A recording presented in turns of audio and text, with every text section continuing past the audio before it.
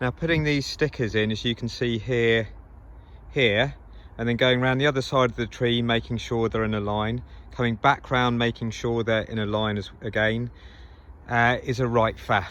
So I think I've done something that should solve that. So here we have a stickering pole, and you'll see that each of these gaps a sticker will go through, and they're all 40 centimeters apart.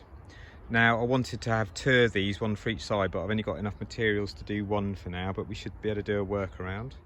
So set your stickers roughly, as you can see here, and then pop them all into the gaps that are created, and you know the spacing's right.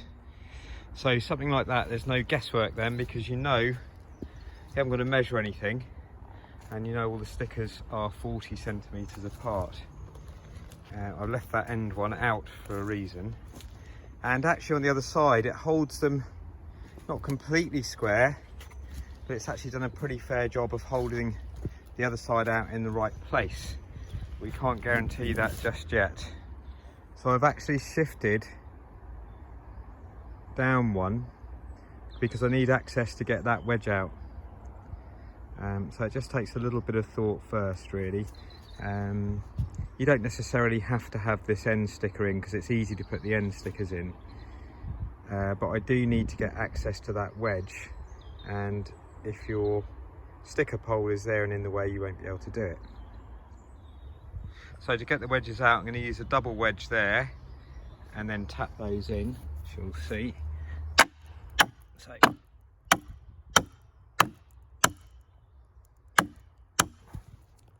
So that then comes out, but that, because that double one's there, it's easy enough just to tap those 2 out now. Oops, easy enough-ish. The good thing is the old sticker bars held everything in place. I'd love to have one on the other side really, and it would be better if I did have one on the other side. Actually, I probably didn't need to move it down one anyway, because even though that wedge was covered, by coming in at the end, I still managed to knock 2 wedges in, lift that wedge out, and then just tap those wedges out there. But what I'm worried about is that it's gripping that other side now. Will I get any movement on these? A little bit. I'm going to have to build another one because some of the stickers on this side are still loose, so I can still move while you're working with the log. So annoyingly, I'm going to have to build another. And I haven't got enough, I don't think I've got enough L pieces, but I might be able to mix and match a bit. Okay, after a lot of tatting around, I've made up 2 rails now, 2 metre and a 1.5. I've subbed in these because I didn't have any of the other ones, but actually they might work better anyway, so I've had to mix and match a bit. So now I'll set them back up on the stickers. Okay, that's better, veterinary. So I haven't actually joined those there because it makes it easier to set up, but I know they're supposed to butt up to each other. It makes it easier to get them on. So that's worked really well. You can now see that all, well, you can't see, but all the wedges are now out. So if I now lift these bars away, oh, I can't do it one-handed, but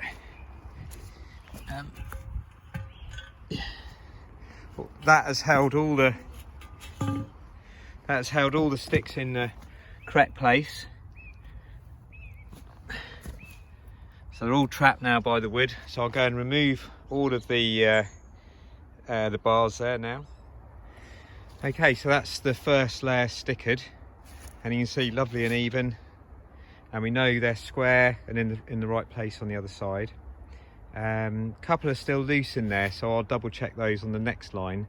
Bear in mind that the first layer is the hardest to cut, and it's also the hardest to sticker because of so much weight there.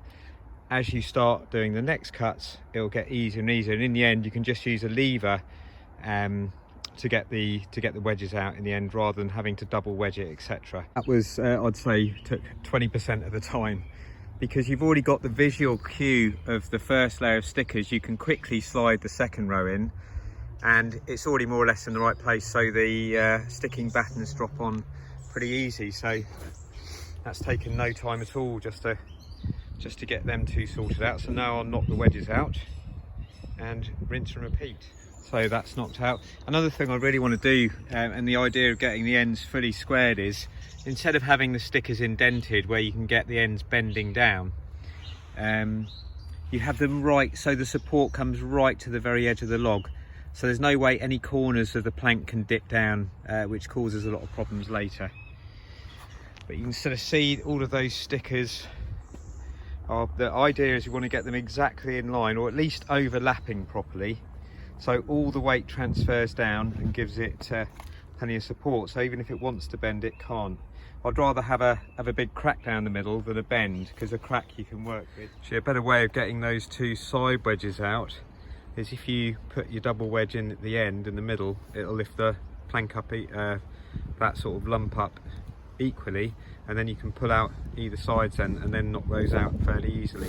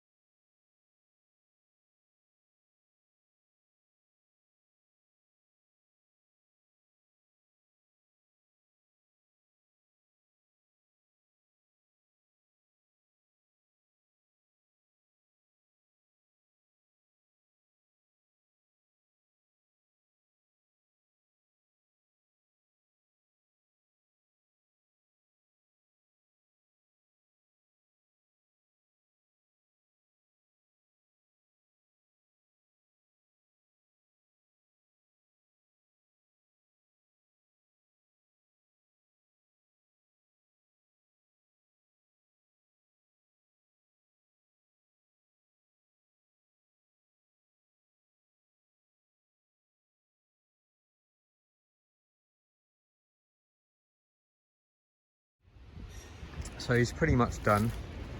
I've run out of stickers, unfortunately, so I'm going to have to get some more.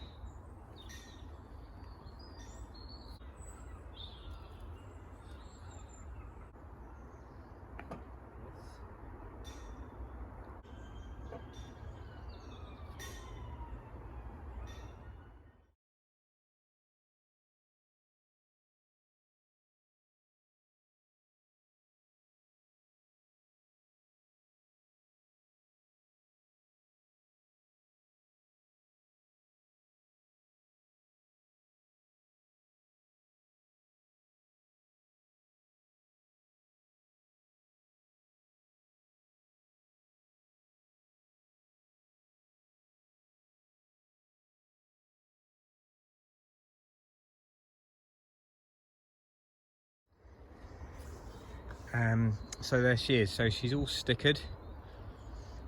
Really what I'd like to do now, if I could, if I had some, is put a couple of layers of corrugated tin on top of that would overhang each side and keep it all dry, but I've just not got none. So I think probably what will happen is I have to sort of sacrifice that top layer, because what I want to do now is pile lots of weight on it, but I've got to make sure it's stable. So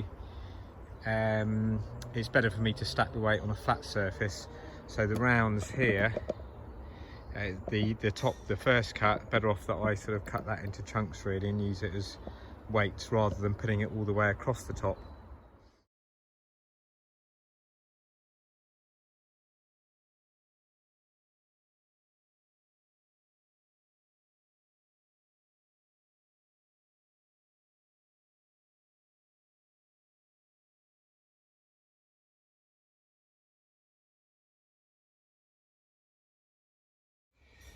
So there's plenty of weight added there, and the last thing to do really be to just blow out all the sawdust in between the planks.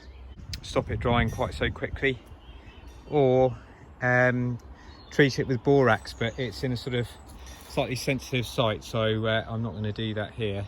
Just going to sort of see how it goes. All the weight should, the good thing about putting weight rather than straps is that the weight's dynamic, so as the wood shrinks, gravity will keep the weight applying pressure there. So whereas with straps you've got to keep coming around and tightening them up, but I guess you could do both if you wanted to.